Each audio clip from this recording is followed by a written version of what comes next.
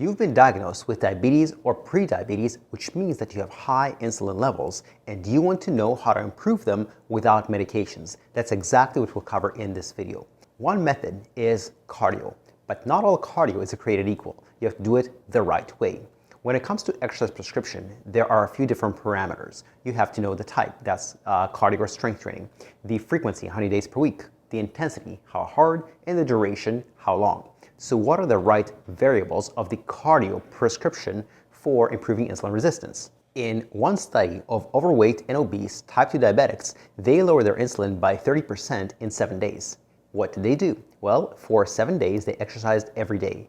The duration of the exercise was 50 to 60 minutes, and what they did really didn't matter, treadmill or stationary cycling. The key was the intensity. They exercised at a pretty high intensity of 80 to 85% of their maximal heart rate. How do you figure out your maximal heart rate? It's just 220 minus your age. And now this is high frequency, high intensity, high duration. What if you don't have that much time to devote to it? You can do other protocols that will save you a lot of time, but only reduce the results by a little bit. In another study, type 2 diabetics lowered their fasting insulin by 27% in 6 months. How much did they do? Well, their frequency was 4 days per week, the duration was 20 to 40 minutes, and the intensity was 70 to 85% of their heart rate max. So they only lost about 3% of their results, and yet they were able to exercise a lot less. So we know that cardio works, but how does it work? What are the mechanisms behind it? One mechanism is increased glucose uptake. The fuel for working muscles predominantly is glucose or sugar, as in blood glucose. So if it comes out of the blood and into the muscles, less of it obviously is in the blood, hence lowering your blood sugar. That's mechanism number one. Mechanism number two, by which cardio can improve insulin resistance and lower blood sugar levels, is reduced intramuscular fat. There is fat, yes, in your fat cells, but also within the muscles. Those fat cells within the muscles, what they'll do is they will block the insulin receptor so insulin can't bind to the receptor and get the sugar out of the blood and into the muscle cells. A third mechanism by which cardio improves insulin resistance is by reducing inflammation. Inflammation in and of itself can cause insulin resistance, and cardio is anti-inflammatory. Another way to very potently improve insulin resistance without medications is strength training. In one study, type 2 diabetics did strength training and their insulin resistance improved by 46.3% in 4 months. What did they do? Their frequency was 2 days per week. They were doing full body workouts. So they weren't going to the gym and doing bodybuilder style workouts where one day it's chest and back, the next day it's abs and legs, etc. They did full body workouts every time, twice a week. They did 3 to 4 sets per exercise and 10 to 15 repetitions. The weight was adjusted weekly. In other words, they didn't just figure out the weight on their first workout and kept that for the duration of the study. Each week, as they got stronger, the weight was adjusted upwards.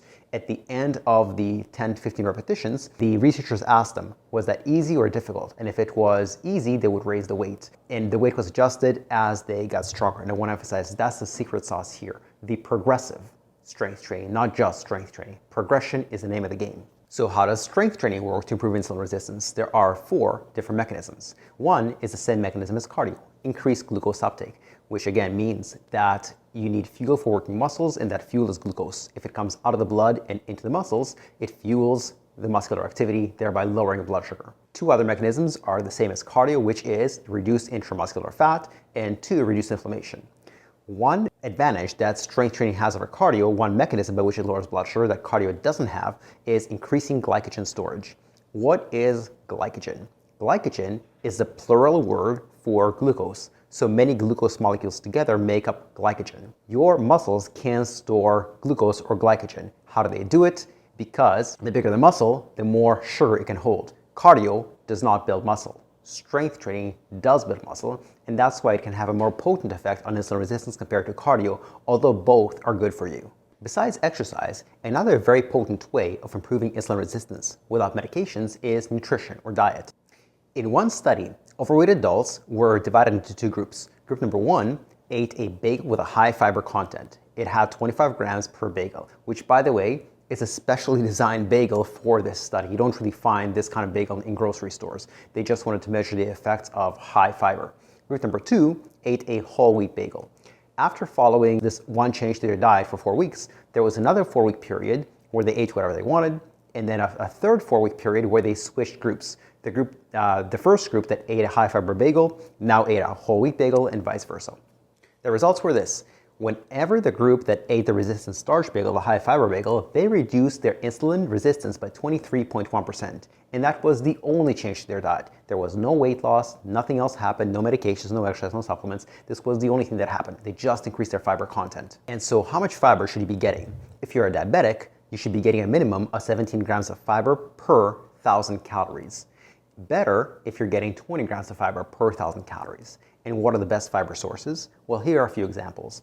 Beans, especially black beans, lentils, peas, chickpeas, buckwheat, whole grain bread, whole grain pasta, blackberries, blueberries, and raspberries. Now, why is fiber so potent? How does it work? By what mechanisms does it reduce insulin resistance? Well, there are three major mechanisms. One is that it increases the sugar that goes into the muscle cells. Two is that it's anti-inflammatory. And remember, inflammation is one of the root causes of insulin resistance. And the third mechanism is that it slows down how fast sugar or glucose enters the bloodstream. Whenever you eat food, it goes through your mouth, down your esophagus, into your stomach, small intestine, and then as a result, it goes, well, either large intestine and then on the way out, or it goes into the bloodstream. What fiber does is it slows down how fast it goes out from the small intestine and out into the bloodstream. If you want to dive way deeper into this, I'm giving away a free chapter from my best-selling book, Type 2 Diabetes Secrets. This chapter is titled 10.5 Diabetes Myths That Are Harming Your Health. Click on the link in the description below to get a free chapter from that book.